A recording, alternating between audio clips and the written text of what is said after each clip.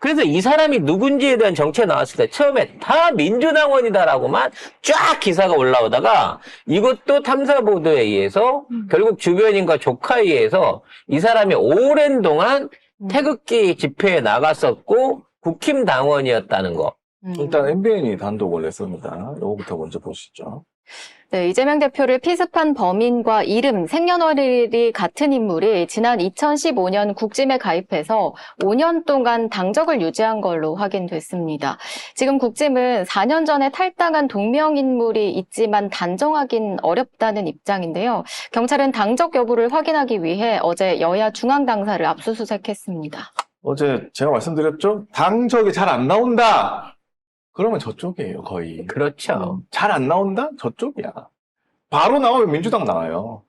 아마도 뭐 최근 들어 올해 들어가지고 민주당에 가입을 한 거는 말 그대로 당원들한테 주는 뭐 동정 정보 같은 것들을 확인하기 위해서 또는 본인이 당원이라고 행세하기 위해서 위장으로 들어온 것 같고요.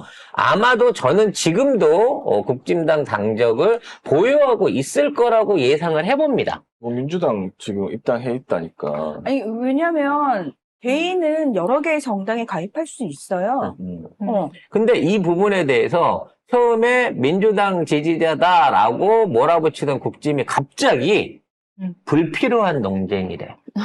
당적에 대해 갖고 시비를 거는 거는 불필요한 논쟁이다라고 갑자기 불필요한 논쟁? 예, 갑자기 말을 바꾼 거예요. 제가 어제도 말씀드렸잖아요. 중앙일보에서 이거 민주당이라고 먼저 단독 내가지고 지금 기사 고쳤지만 처음에 민주당이더라, 카더라를 제목으로 올려가지고 그 단독으로 캡처 해놓지 않았어요? 캡처는 안 했는데 보면 제목은 다 그렇게 돼 있습니다. 있잖아요. 아직도 인터넷 제목은 바꿔. 간판은 그렇게 돼 있는데 알맹이를 들어가 보면 내용이 들어가면 바꾼 바꿨어. 거죠. 근데 어쨌든 그렇게 해놓고 나서 그 다음 댓글이 그 다음에 야 민주당 내부에서도 이재명 싫어한다 이런 식으로 해가지고 그걸 엄청나게 조롱했어요. 그래놓고 제목 이제 바꿨잖아. 끝났어. 이제 그때 하는 일배들은 다 민주당이네 하고 끝났을 거야. 근데 이제 와서 당적이 불필요한 논쟁이라고? 그래서 이제 주변 사람들에 대한 어떤 그 증언들이 어저께까지 있었다 그러면 외조카가 나와갖고 실질적으로 그 가족을 왜 주변 사람들하고는 잘 모른대요. 장사도 잘 안 되는 사람이었고 외부적으로 얘기하는 게 별로 없었다 정도였고 주변 사람 말을 정확하게 뭐 100% 믿을 수는 없는 부분이 있어서 중앙일보와 이 뉴탐사의 주변 사람들은 평가가 달랐단 말씀을 드렸는데 이는 진짜 친척인 조카가 얘기를 해줬어. 맨날 그 보수 유튜브만 보고 죽여버려야 된다 이 소리 하고 다녔던 사람이래요. 네, 그 외조카에 의하면 광화문 태극기 집회에 한 4, 5년 전에 몇 번 나간 적이 있다고 합니다. 그리고 뭐 이 외조카뿐 아니라 인근에서 부동산을 운영하는 사람에 의하면 재작년에 태극기 집회에 나가고 민주당 쪽 사람은 확실히 아니고요. 또 다른 부동산 대표에 의하면 예전에 보수를 하셨고 바뀌어서 민주당원으로 건너들어 알고 있다. 뭐 이런 식으로 인터뷰도 했습니다. 중앙일보가 이거거든요. 부동산 어디 대표가 민주당원으로 알고 있다. 요거를 내가 볼 때 요거만 쓴 것 같아. 그러면 중앙일보가 나머지 얘기 듣고도 안 쓴 거지. 못 들었을까? 한 사람만 듣고 이거 썼을까? 제목으로? 나는 그렇게 생각 안 해요.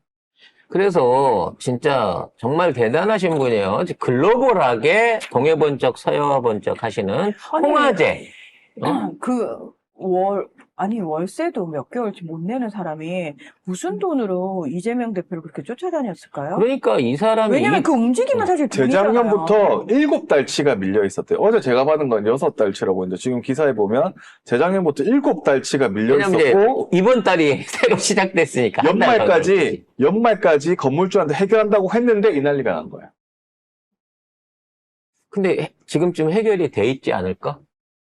아무튼 이러한 짓거리를 했던 사람인데 진짜 거기에 대해서 추가로 증언을 해갖고 찾아낸 분이 빨간아죠.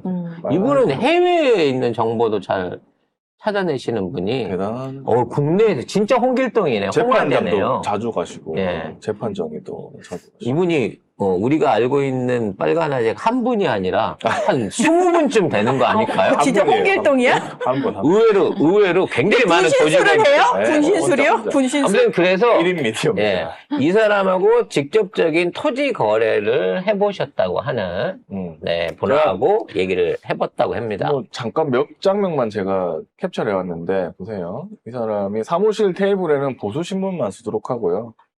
그다음에 이 계약자한테도 기사 뉴스가 나오거나 이러면은 갑자기 요구를 하면서 계약자한테 하는 건 아니지만 막 들으라고 하는 거지. 그 특유의 그런 사람들처럼 에이 저런 땡땡 같은 놈들 때문에 나라 망한다.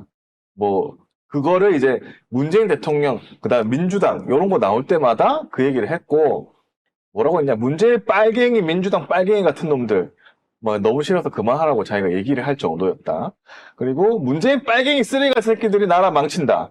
이 나라 공산주의 된다. 민주당 치가 떨린다. 뭐 이런 얘기. 우리 주변에서 자주 볼 수 있는 얘기인데 너무 정치 얘기할 때 미친 사람 같았다라고 얘기를 하잖아요. 평소에는 그러니까 온화하고 품위 있는 성품인데 정치 얘기할 때는 그러니까 미친 이게, 사람 같았어요. 그러니까 우리가 속된 표현으로 눈이 돈다라고 표현을 하잖아요. 그러면서 사람들이 다른 기사에는 평소에 온화한 어쩌고저쩌고 해.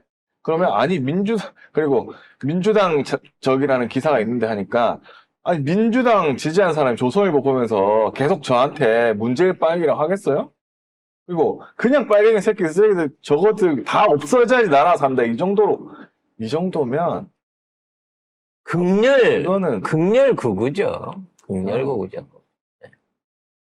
모르겠어요. 광화문 집회를 몇 번씩 나갔다고 하니까 6만 원씩 받고 나갔는지 자발적으로 나갔는지 모르겠습니다만 이 사람이 저 정도 흉기를 갖고 한 달 넘도록 이재명 대표 동선을 따라다니려고 하면요. 대중교통을 이용하기 쉽지 않았을 겁니다. 근데 생각해 보세요. 지금 기존 언론들은 극우 유튜버들 탓을 하고 있어요. 지금 생각해봐 근데 평소에 온화하다 민주당 당적이다 이거 다 중앙일보나 조선일보 이런 애들 한 거야. 기존 언론들이 한 거라고. 만일에 우리 인터넷 언론들이 현장에 대한 증언이라든지 이와 같은 동영상을 확보해 놓고 있지 않은 상태에서 얘네들이 계속 이걸 재생산해서 때렸으면 어떻게 되겠어요? 사람들 다 그렇게 믿어요? 물론 지금도 많은 분들은 그렇게 믿을 수 있겠지만 우리 쪽은 확실한 증거를 갖고 지금 얘네들하고 대응하고 있잖아요. 이제 레거시 미디어들은 이 소수 정예의 지금 유튜브 언론들, 인터넷 언론들, 진보 자생하고 있는 이 언론들에 대한 일종의 경종을 가져야 돼요. 사회 악이에요. 이 정도면은. 확산성은 니들이 높을지 모르지만 진리에 대한 탐구와 그에 대한 정확한 취재에 대한 팩트는 이제 우리가 갖고 있다고 봐야 되는 거예요. 이걸로 이번 기회에 뒤집어 엎어야 돼요. 이 잘못된 언론 환경을. 문제는 그런 거를 이 찍들은 다 믿는다는 거. 그게 문제지. 카톡으로 또 돌고 있을 거 아닙니까? 안 봐도 뻔하지. 아무튼 이재명 대표가 아직까지 일반인 면회가 안 되고 있는데 면회가 되게 되면 아마 당 지도부부터 가장 먼저 면회를 하겠죠. 근데 언론 기사는 뭐라고 나오는지 알아요? 당내 원로들을 만날 것이다. 아니 총선 벌써 이재명 대표를 못 치른다더라. 이런 식으로 얘기를 하고. 이게 쉽게 말해서 뭔가 이재명 대표가 이번 피습으로 인해 갖고 지도부에서 권한을 내려놓을 것이다라는 식으로 개구라 또 예언 기사를 예언이 써내고 아니고 있는데 자기들의 추건인가? 간절한 바람으로 기사를 쓰는 애들이잖아요. 근데 그게 양면이 달라. 한쪽은 그전에는 극우 유튜브를 중심으로 이거 가짜다, 이거 별로 아니야, 별거 아니다, 별로 쇼다 이러면서 별로 안 다친 것처럼 하고, 한쪽은 야 이렇게 크게 다쳤으니까 이재명이 민주당 대표로 이 역할을 못할 거야 이러고 있는 거야. 아이고. 그러니까 대응하는 방법이 양면에서 다 지들끼리 엇박을 내고 있는 거죠. 중요한 건 민주당 지도부 안에서는 현재 대행 체제를 고려하고 있지도 않고 지금 있는 이재명 대표가 어떤 형태로든 회복되게 되면 정상적인 당무화 시스템으로 앞으로 남아있는 일정들을 몰고 가겠다는 거예요. 당원과 지지자들이 허락치 않고 있습니다. 저희는 생각도 안 하고 있어요. 저희는 무조건 이재명 대표 체제로 총선 치러야 된다라고 믿어 의심치 않고 있고, 저희는 우리의 믿음에 만약에 균열을 일으키려 하거나 그러면 무조건 우리의 적으로 간주한다. 사실 이거는요, 우연치 않게 지금 이재명 대표만을 공격하고 있는 저쪽 애들한테 또 하나의 치명타, 카운터를 먹인 거나 똑같아요.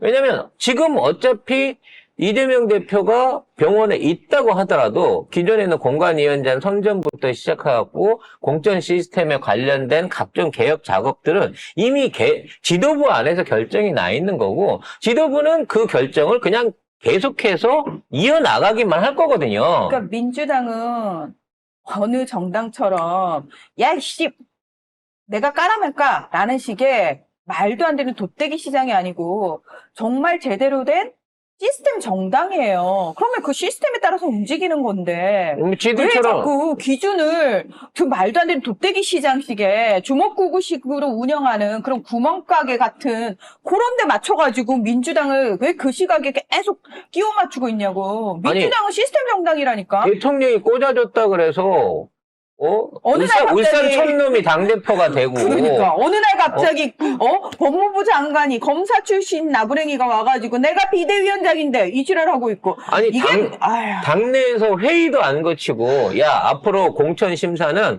컷오프 아니면 100% 당원 투표야, 이런 결정을 당원이 내린 게 아니라 대통령이 내린 게 그대로 실행이 돼요. 그러니까 그런 말 그대로 조폭 같은 그런 정당하고 시스템 정당인 민주당을 왜 같은 급에 놓고 계속 기레기들이 지들 마음대로 주무르려고 하냐는 거죠. 그래서 지금 이재명 물러나야 된다, 이재명이 있으면 총선 진다라고 얘기를 하지만 지지율 너무 높게 나오고요. 총선 진다에 가로 열고 국진당이 100% 진다.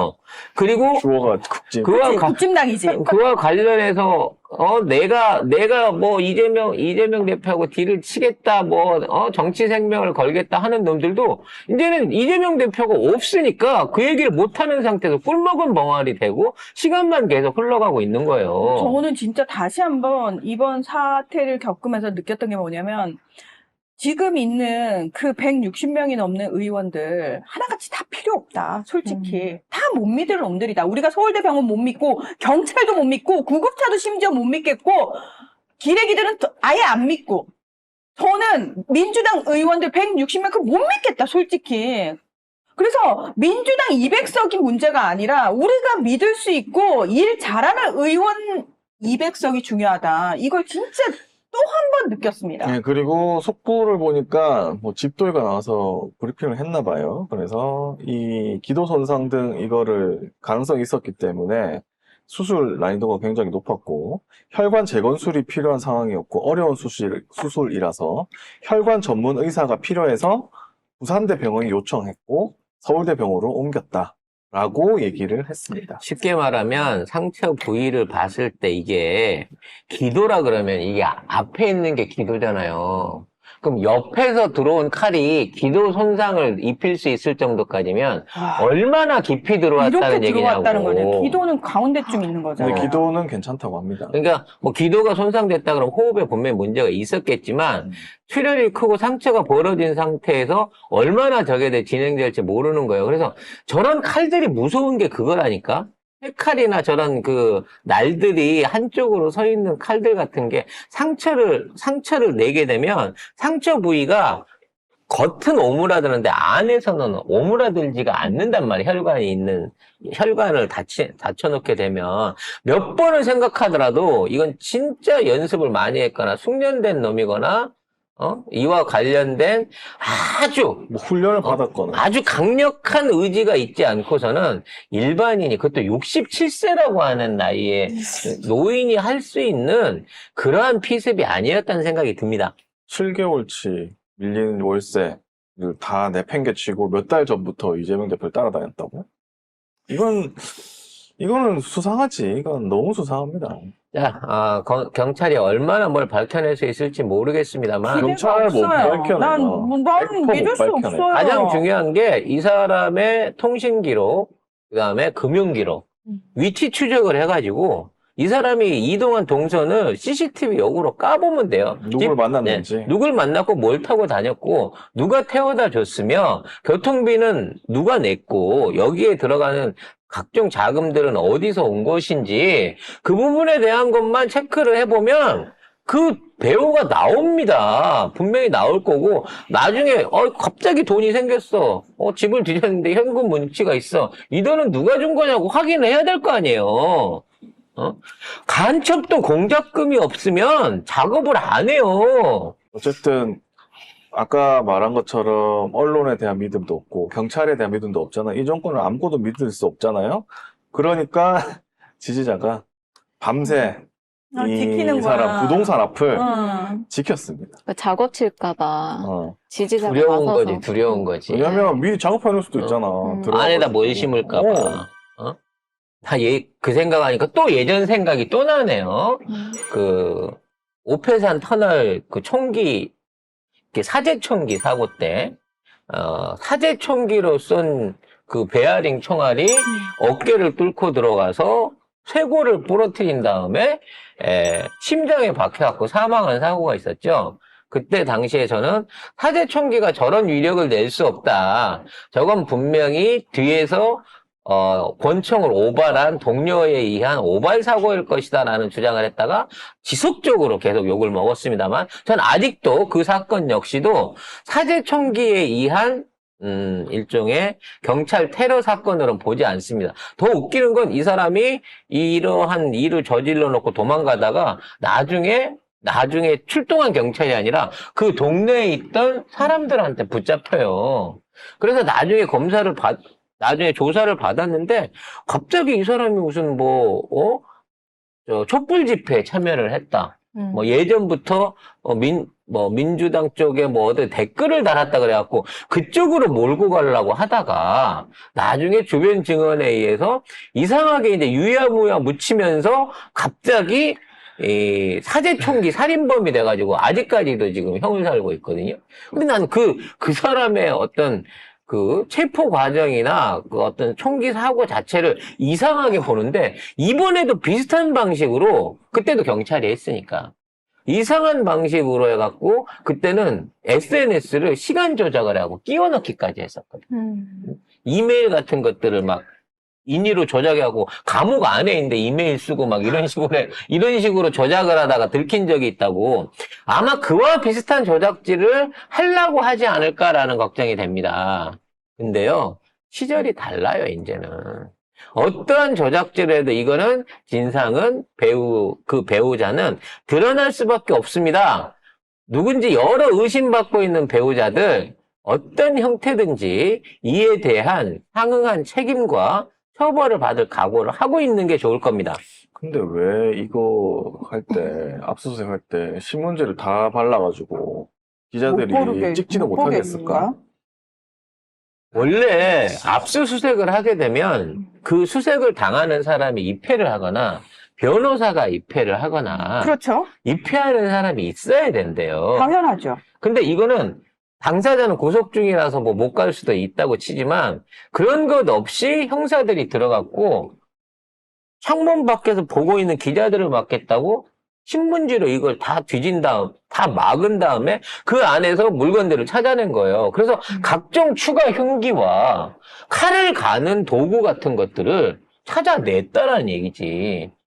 과연 그게 원래 있었던 건지, 갖고 들어간 건지, 아니면 그 안에 더한 게 있었는데, 모 인사의 명함이라든지, 뭔가 주고받은 통장이라든지, 알게 뭐야. 기타 등등의 뭘 어떻게 했는지 어떻게 하냐고, 진짜, 내용을. 그러니까 못 믿는다니까요. 뭘 믿을 수 있어요, 그러니까 우리는? 자꾸 혼자 단독 범행이다 이런 얘기 하잖아요. 계속해서 단독 범행이라고 하면서 범행 동기는 말하지 않았다가 아니에요. 밝힐 수가 없다야. 지금 김건희처럼 이 범인의 어떤 인권을 존중해 주는 거야, 니들이? 정말 이 나라는 법이 너무 문화일보 같은 사등 적용되는 게 경우에는 너무 싫어요. 이재명이 싫어서 범행했다. 단독이 나오긴 했는데 어떻게 될지 모르겠습니다. 이게. 웬일이지 문화일보가? 자, 이와 관련해서 이제 추가로 회자되지 않는 얘기가 얘가 봉화마을이 아니라 그 평산마을. 문재인 대통령 평산마을 그쪽까지도 답사를 했었다라고 하는 일종의 추가 기사가 있었어요. 그러니까 그게 되게 솔깃했던 게 뭐냐면은 문재인 대통령님 평산 책방 하면서 사실 책방에 계속 나와 계시거든요. 훨씬 접근하기가 쉽거든요. 그래서 저는 약간 소름이 끼치는 거 있잖아요. 그러니까 지금 우리 쪽 예상은 예를 들어 그 현장에서 접근을 못했으면 오후에 평산마을을 가기로 문재인 예정이 돼 대통령하고 있었잖아. 점심이 예정돼 있었죠. 예정이 돼 있었잖아. 그러니까 그 자리까지도 아마 쫓아갔을 거고. 그렇죠. 만일에 그랬으면 문재인 대통령도 그 위협에 노출될 수 있었다는 거죠. 문재인 대통령이 피습 소식을 듣고 너무 놀래가지고 말을 못 이으시고 허허 이 얘기만 하시고 이에 대해서 말하자면 너무 충격을 받으셨다라고 하는 현장에 있었던 그 당사자들이 있었거든요. 결과적으로 얘는 우리가 알고 있는 일상적인 자발적인 테러범이 아닌 것 같아요. 네. 네. 혼자서 이렇게. 뭔가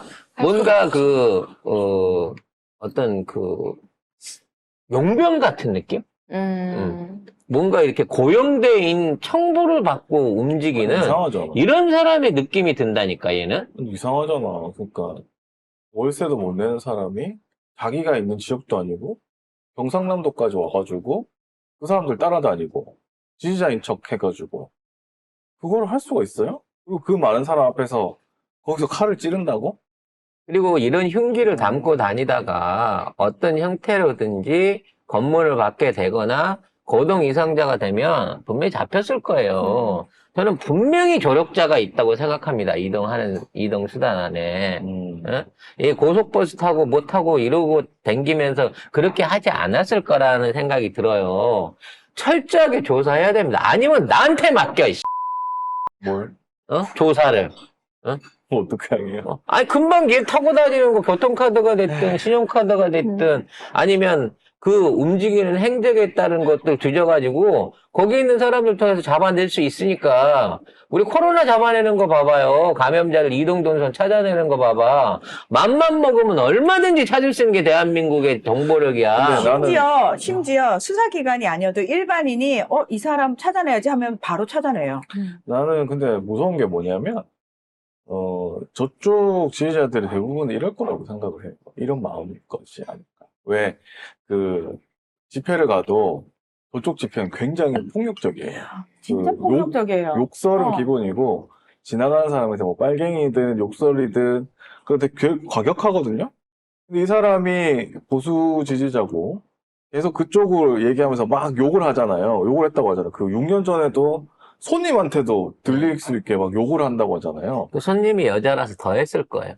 근데 이런 새끼들이 여자나 태극기 노인이나 집회에 이런 사람한테 가면 그런다. 거의 대부분 이런 사람들이에요. 태극기 집회 가면. 진짜 항상 우리가 촛불 집회 하면은 옆에 일부러 오기 부리듯이 자기네들 딱 붙어가지고 스피커만 달아놓고 사람은 없는 상태에서 노래 크게 틀어놓고 방해하고 계속 마이크 잡으면 욕만 하거든요. 거기 있는 사람들 거의 다 이 사람들하고 거의 비슷합니다. 그렇죠. 그리고 난 그게 너무 무서워. 그 스피커 임대하는 음향업체가 지금 용산에 그 음향 담당 업체로 등록이 돼 있어요. 그러니까 같은 업체에서 용산에 음향 담당 설비 납품하고 그리고 스피커도 빌려주고 있는 거죠, 그쪽에다가. 그래서 이 사람 혼자 이럴까?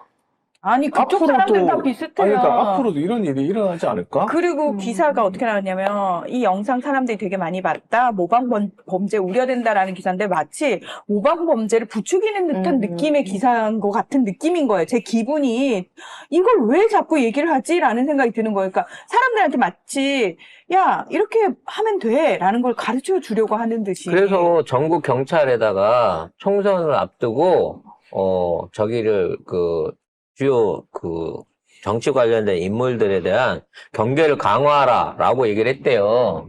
아니 누가 후보가 되고 누가 지금 국회의원 후보로 나올지 모르는 상태에서 그럼 뭐 공권력, 경찰력을 다 동원해갖고 국진당 애들만 전부 다 애워싸고 해줄 건가? 지금 지금 한동훈이 대구를 가도 240명씩 경찰을 깔아놨고요. 오늘 광주를 갔는데 너무 많이 사람을 깔아붙여갖고 걸어다니질 못할 정도로 올챙이 떼를 만들어갖고 돌아다니고 있어요.